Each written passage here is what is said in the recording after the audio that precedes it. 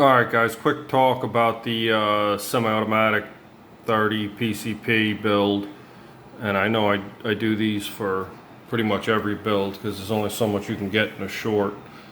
The shorts are limited to like a minute. But anyway, so the main challenge, I would say, well, if anybody was planning on building a semi-automatic, PCP or a CO2 gun, the main challenge would be just getting a good seal between the face of the hammer and the rear of the valve. That's number one. Number two, throughout the hammer stroke, as you can see here, it's in the rear, but you don't see an O-ring. Throughout the hammer stroke, that O-ring has to stay beyond any grooves or screw holes or anything, because what'll happen is the O-ring will get nicked. No matter how much sanding and honing you do, the O-ring will get nicked as it passes those things, and you'll lose that compression. What's interesting about this is initially my early videos, the valve had like a 1/16 hole in it, to vent and feed to the hammer. And it turns out that wasn't needed. All I did was drill the valve stem path to 135 thousandths for an 1/8 inch, 125 valve stem, and that was enough. And even when I upgraded the hammer spring and put it at full tension, the hammer spring in there now, I don't know if I could show it to you. I could only show it probably from the underside. But the hammer spring in there is huge. I think it's like a 0.070 wire diameter. Doesn't matter. The force, between the valve and the hammer with that little bit of backblast is just tremendous, and it cycles it. So in theory, just using this basic blowback action that's used in, for example, a Crosman 600, you could easily make like a 900 FPS, PCP out of it. Now, the other challenge after I got that working, yes, my fingerprints are all over the off-white as usual. I can never keep it clean. But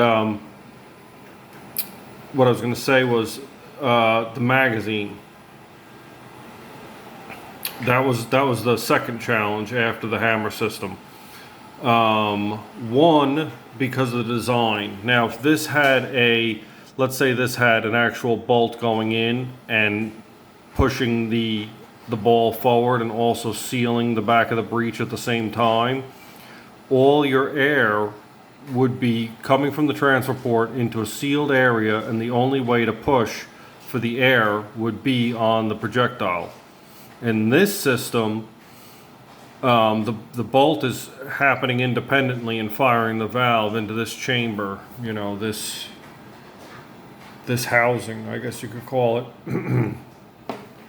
So as the air fires in, the balls are coming down onto a magnet in front of the transfer port. Transfer port's roughly here.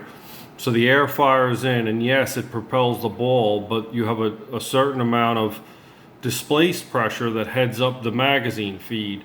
So that was a non-stop problem until I interference fit the tube into this block, this upright block. I hope I can focus to get that. So yeah, there's an upright block attached to that main block, and so it's interference fit and glued in there now. And then secondly, which I don't have a cap on it right now, this top part is threaded M18. So I can literally seal off the pressure and, keep balls from ejecting out this way, which wasn't a common occurrence, but it did happen a couple times, especially as I upped the pressure.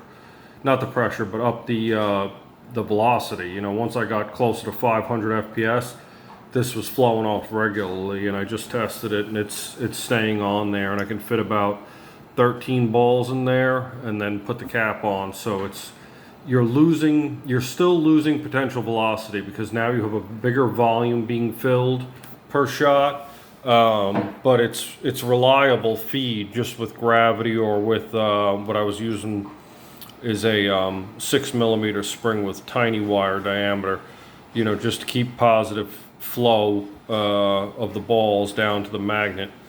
And once the one ball hits the magnet, the other balls have nowhere to go. They can't get into the chamber, so nothing can roll out. The one ball is playing defense for the other one. So for a simple system, it's pretty good. Would the gun have been better if I had the bolt going back and forth, sealing and pushing the pushing the balls. It's a possibility, but how fast this moves when I watched it in slow motion, you know, the bolt itself would have been pushing the ball so fast they might have been halfway out the barrel by the time, you know, the shot went off. So it would be very complicated timing, and I wasn't going to get into that. You know, it could have been weeks or months of, you know, fiddling with half a millimeter here or there to get the right amount of cycle, you know, cycle distance on the ball.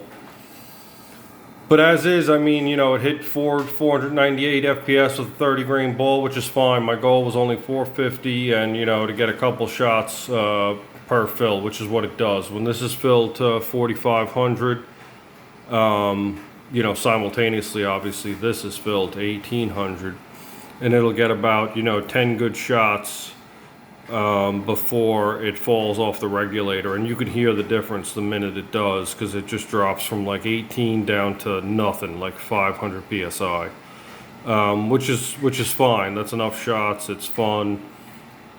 What I would have done differently, I probably would have made it a little more conventional looking. One problem I had was this was supposed to be vertical, like a forward hand grip. But what ended up happening was when I took this apart, this assembly right here, which was just made for testing, the hole going up into this block was too tall. I couldn't shave the block down enough to keep the barrel height. So if I rotated that, you know, this would be interfering with the barrel path. So I just rotated it and you know, solved the problem immediately. But I would have preferred the original vertical grip idea. What else? Yeah, I think even for a manually loaded single shot gun, this mechanism, this blowback mechanism is a good idea, because if you're, you know, as opposed to having, think of it this way. So we normally, we see a lot of side levers to gain mechanical advantage for cocking the gun. You could put a boatload of spring and hammer weight on this thing, and just the air recoil will cycle the gun. So even if you're single loading, you'd still be faster. You know, you'd pull the trigger, drop another one in, pull the trigger. So it could be done as like a single shot semi-automatic, where you'd have massive power, you'd have zero cocking effort, because the gun, or, you know, as long as there's air in it, it'll always return the hammer to home. So there's probably some room there for some kind of hybrid system, you know, where you don't need any physical hand strength to pull back a hammer, but you could have, you know, a huge amount of energy in the hammer system and never have to touch it.